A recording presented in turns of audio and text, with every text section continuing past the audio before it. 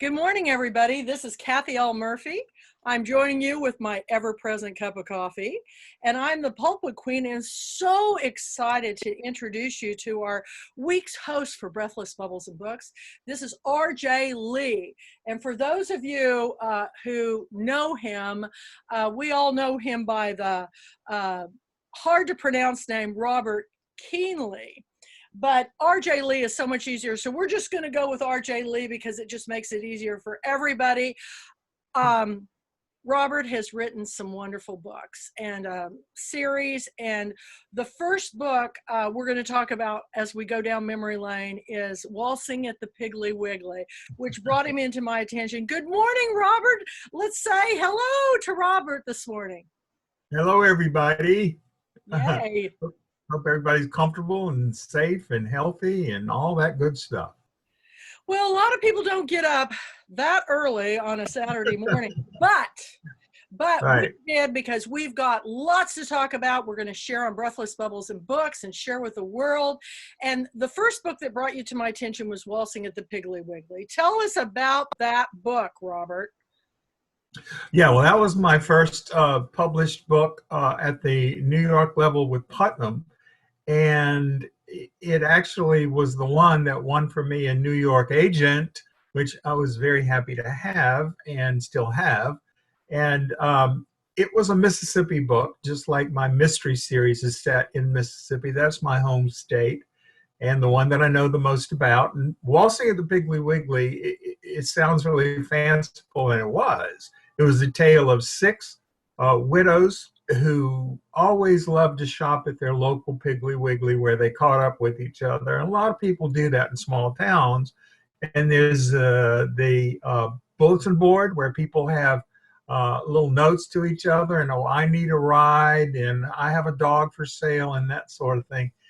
And the story basically kicks in when these widows find out that a mega mart is coming to town. In fact, already has come to town and is driving the Piggly Wiggly out of business. Of course, that's kind of a real story that's going on across the country right now.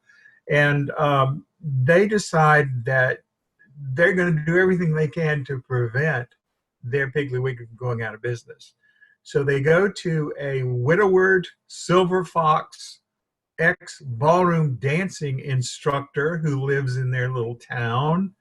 And yeah, I know. And then they convince him to go ahead and have ballroom dancing in the aisles of the Piggly Wiggly. So more women will show up and more people will come in to shop, and they will save the Piggly Wiggly from going under. And that was the basis, that was the premise of my very first novel that was published in New York. And I had a librarian friend in Shreveport who said to me that I needed to meet Kathy Murphy, the Pulpwood Queen, because she was doing a lot of good things with authors, and she lived over the border in Jefferson, Texas, and she had every year a Pulpwood Queen girlfriend weekend festival. And I met you when you were doing Beauty, Beauty in the Book. Beauty in the Book, which was your wonderful salon where you also sold books. You were a combination hairstylist, bookstore owner, and that alone just made you a favorite. I mean, I can't imagine anything more creative than that. So. Well, we've had a lot of creative thoughts through our 20 years of reading, but when I finally got a copy of the book, I lived in Jefferson, Texas, which had a Piggly Wiggly. And the thing about a Piggly Wiggly is it's kind of a community center. It's where you go to, you run into all your neighbors. And I never could get out of the Piggly Wiggly without spending at least an hour talking to people. Only in Jefferson, we always called it the pig And what's really funny is we even wrote, back when we wrote checks, we wrote our checks to the pig and the bank cashed them. There's nothing like a Southern, and you got sponsorship in a way, or recognition from the Piggly Wiggly organization. Isn't that correct? When that book came out, didn't they do we had that wonderful t-shirt, that you had with the Piggly Wiggly emblem on it, which I loved. Yeah, they invited me to their national annual convention of Piggly Wiggly store owners, managers, and I spoke to them and told them about the book. And I actually went around and sold books at various Piggly Wigglies, and some of the patrons looked forward to each new installment of that series so they could catch up with the characters. So it was fun. It was lots of fun. It was absolutely a delightful book, and there's nothing I love more than dancing. So we didn't dance in the aisles at the Piggly Wiggly, but we did have Robert conduct a ballroom dancing lesson in the main street, Austin Street of Jefferson, Texas, out in front of the Excelsior Hotel and my shop. And your dance partner was then my young daughter, Helena, who is now, a mother herself. But I'll never forget you dancing down the sidewalk and in the streets. And the thing about the Pulpwood Queens is we try to make reading fun. And Robert brought a series of books to us that engaged us in such a way we could celebrate the wonderful, intimate qualities and joys of small town living. And you live in Oxford, Mississippi now, right? Robert? That's right. I've lived here since 2006 when I built my house here. And that's 14 years in a town that is very, very kind and good to writers, and obviously. And there are a lot of writers, published writers, who live here. And I've gotten to know some of them. And we always look forward to doing our talks and signings at Square Books. That's Which right. is it's a wonderful independent bookstore. I think it was 2 years ago that it won Publishers Weekly Independent Bookstore of the Year. So they're quite active, and we're very happy to have them here in Well, Oxford. that's one of my favorite places in the world, because Richard Howarth, who is the owner of the bookstore, really welcomed me as a brand new author. And I got to go to a wonderful dinner where I had for the first time shrimp and grits, Oh, it's and my favorite. the home of William Faulkner. So you are in, you're in hallowed ground, Robert, where you're living now. But aren't you originally from where in Mississippi? Aren't you from Natchez or around Yes, Natchez? Or yes, I'm from Natchez and have relatives there on both sides of the family. Before COVID, I would visit at least once or twice a year. I would do a library fundraiser with my latest book. And I do miss seeing everyone down there. But Natchez, I credit Natchez with my writing career because it is such such a crazy town with full of characters, and it's a writer's laboratory. And when I was growing up, I listened and I remembered and I filed them in the computer that is called the brain. And I do and I do credit Natchez for giving me my ideas and my plots. And it's a crazy town, and I can say that because I grew up there. yeah. And so where did this ballroom dancing come into play? Because my mother taught me all the dances from tap. She was a twirler, and she had taken all these dance lessons from the cha-cha-cha to all of these dances. Where did you learn all of this? Because I've always been a big fan of all the arts. So I know our listeners will want to hear where that came from. Came from my mother, who was a ballroom and ballet dance instructor. She and her business partner ran probably one of the leading, if not the leading, dance studio in Natchez. And all of us learned ballroom dancing when we were in the 7th and 8th grades, the awkward ages of 11 and 12, when all of the girls are taller than all of the guys. And it's so funny It's so funny. I remember that to this day. We would, after we'd had our lessons on such dances as the waltz and the cha-cha, then we would have a rock and roll number that we could dance to, and the boys would rush over to ask their favorite girl partner. And in almost every case, every boy was looking up at every girl, because at the age of 12, girls are usually taller than guys, with a few exceptions. And it was so funny. It was really very funny. And my mother did teach me the cha-cha, which was the dance that I remember teaching Lainey, your daughter, and her friends in the streets of Jefferson. I remember that quite clearly. And that was lots of fun. Um, and effortlessly, everybody seemed to have a good time. In fact, Lainey wanted to know how to do it because she was going to the prom. That's And, right. and I was going to help her look good on the floor when she showed up at the prom with her date. Well, just so you'll know, on our last Christmas cruise, her and her husband, Toby, won every dance contest they entered on the cruise ship, from Bollywood to rock and roll to Ooh. everything they entered, they won, and they took away all the prizes. So you planted a seed there, and Oh, yeah. they to this day take dance lessons. But we have many Pulpwood Queen authors that are professional dancers. We've got Claire Fullerton and Gregory Phillips, who all will be with us in 2022, as of course you will be, Robert, which reminds me, I need you to send me a JPEG of your author photo and your latest book cover so I can get you on the program. But we've written so many more books since then. You've been talking about this all week on Breathless Bubbles and Books. And what I am thankful for Breathless Wines for letting us do is getting to know you better. I think when people know the story behind the stories of how these come about, I think it makes it more interesting and engaging. And of course, we have had a lot of engagement from you because we have a Timber Guy contest every year. Mhm. And Yeah. we've had the sexy reading thing where you have to read. We've had a dance off, but you won one year. Robert, tell us about the year that you won the Timber Guy of the Year. I think it might have been one of the earlier years that I was there. Um, uh, let's see. Did I dance? I probably did some I dancing. think it was dancing I because think that was the so. year we did the kind of the rock and roll theme Mhm, with mhm. It Elvis. was. It was that year.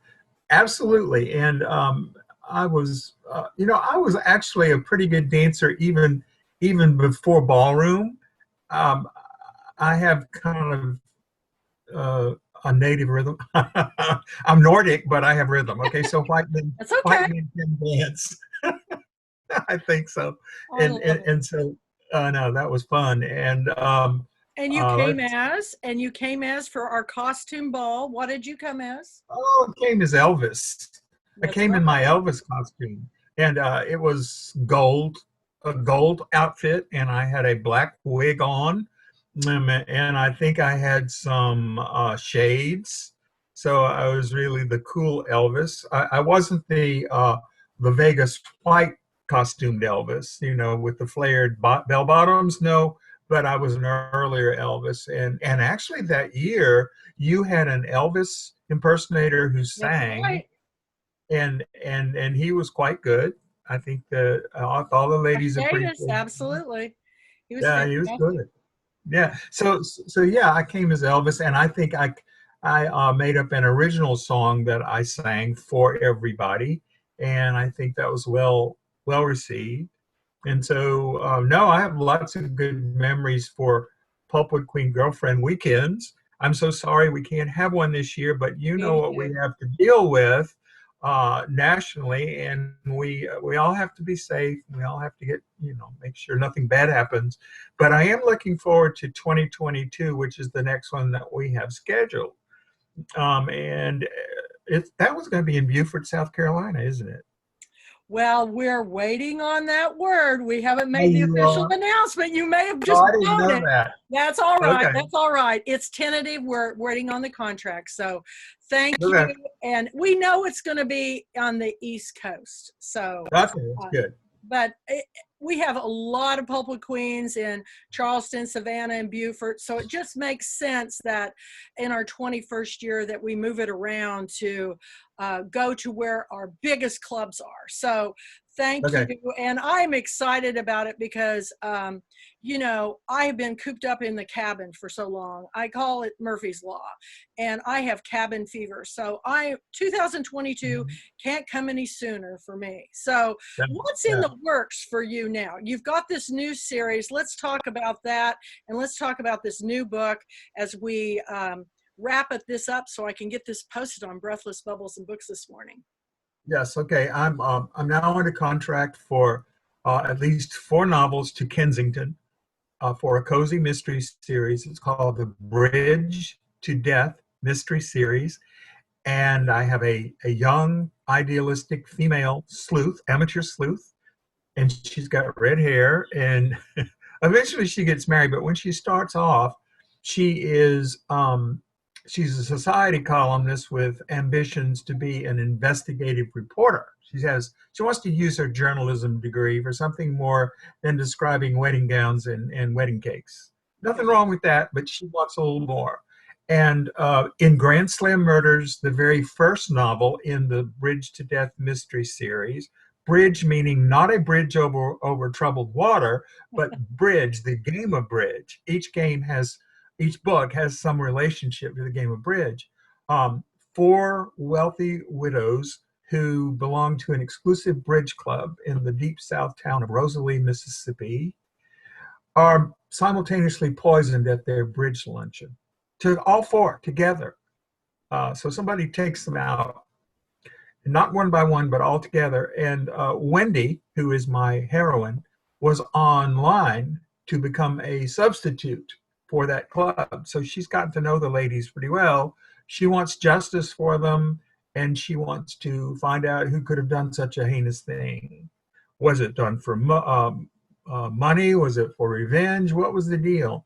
So in Grand Slam Murders, the very first one, she solves those murders. The second one, Playing the Devil, which was out this year earlier, she forms her own new bridge club, Wendy does, because she doesn't have one to join anymore. Out at the country club, she runs into a toxic male who runs everything, and he is for the money that he donates, he expects everybody to worship him because he used to be an SEC quarterback and then a pro quarterback. And I'm not naming names, I just made him up, okay? No SEC school will I got you. will have to Smart get move. on.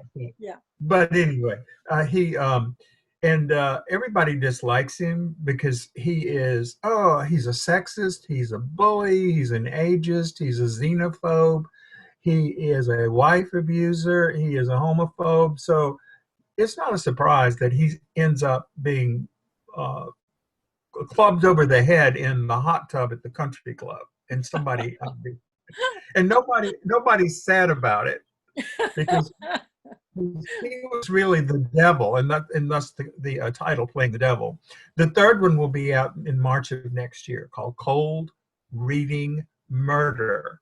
And as in a psychic giving cold readings to clients, in this one, in the town of Rosalie, a psychic comes, rents a haunted mansion on the bluff in Rosalie, and sets out her shingle to give readings to people who want to know what their future is, want to know what their past is, can they get in touch with their dead spouses, that sort of thing.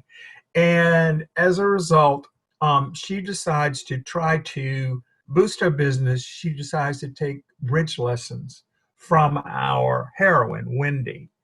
And she decides the psychic gives 5 free cold readings to the other bridge newbies at that house.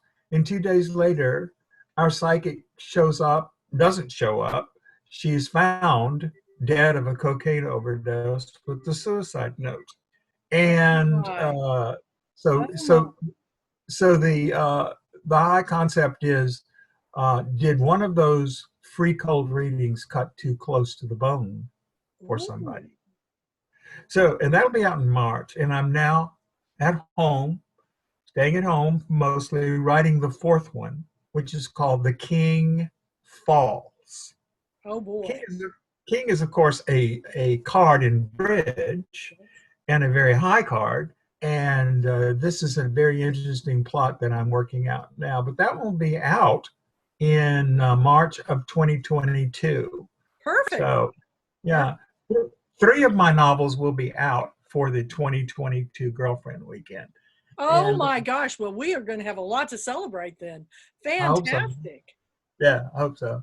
Well, it's funny, Robert, because, everybody thinks the Pulpwood Queens is a Southern book club, and it did start in the South.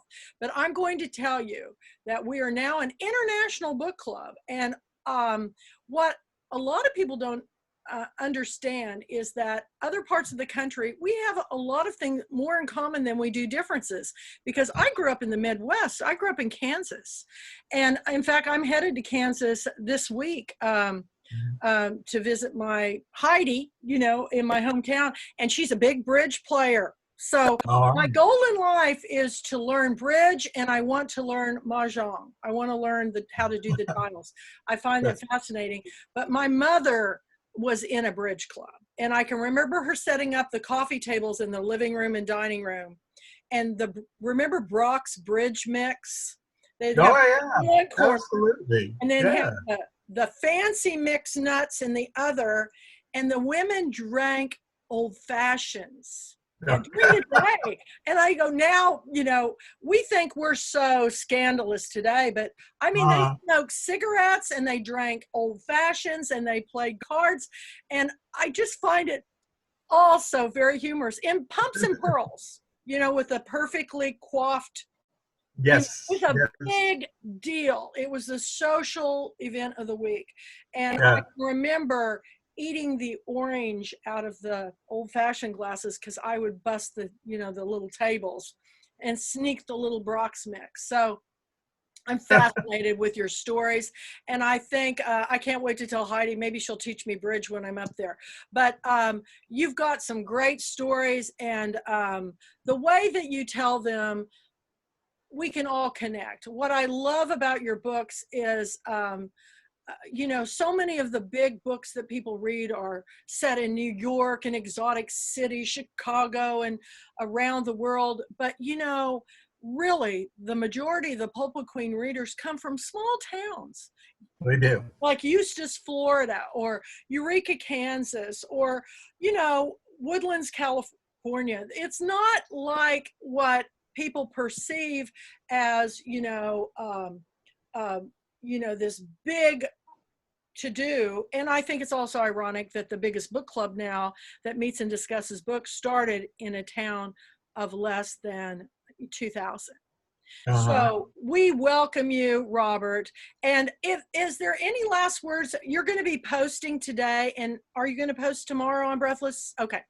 So as we're wrapping up this week, is there anything in particular you would like to share with those that are on site, or, to be a springboard and to ask you those last burning questions as we have you as our host?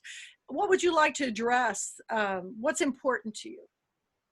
I think what's important to me now is that um, all my life I've wanted to be a writer. My father was a writer in New York, and I've followed in his footsteps. Don't know if it's genetic, but if you have a desire to write as a writer, you not only want to be a communicator, but you want to entertain. And so if I can, particularly in this time of COVID, entertain you and take you into another universe to inhabit, even for a few hours, then I think I've done a good thing. I think you have. And if there's any movie producers out there, if you don't jump on some of these books that he has for a Netflix or Amazon Prime series, you're crazy, because everybody in the world would tune in to watch these, these stories play out in small town America. So thank you, Robert. We're going to have you back for 2022 Girlfriend Weekend. 3 more books. You guys, he's a prolific writer, and I just thank you for sharing your story. It's been wonderful talking to you, Kathy. You're just an amazing person. It's always fun to be with you. Well, we're going to say goodbye now to everybody, but this is going to download, and I will be sharing it on Breathless Bubbles and Book and with the world, as will Robert. Please subscribe to my Kathy L. Murphy YouTube channel. Just go to youtube.com, type in Kathy L. Murphy, and I think this is going to be our 15th video to share on there, and I'm doing another one tonight with the Pulpwood Queen Film Club with a documentary filmmaker from Austin, Texas, Joe O'Connell, and Gary Kent, who Gary is now in Austin, but he was the biggest stuntman actor in Hollywood, and he has quite a story, and he's the star of the documentary Danger God, and we'll be watching it afterwards. So join us tonight. Thank you, Robert. Let's get this up on Breathless Bubbles and Books, and thank you, Breathless Bubbles and Books, for this wonderful opportunity to share authors from around the world. Thank you so much. Thank you, Robert. Bye-bye. Bye-bye. We'll be back in touch. Okay.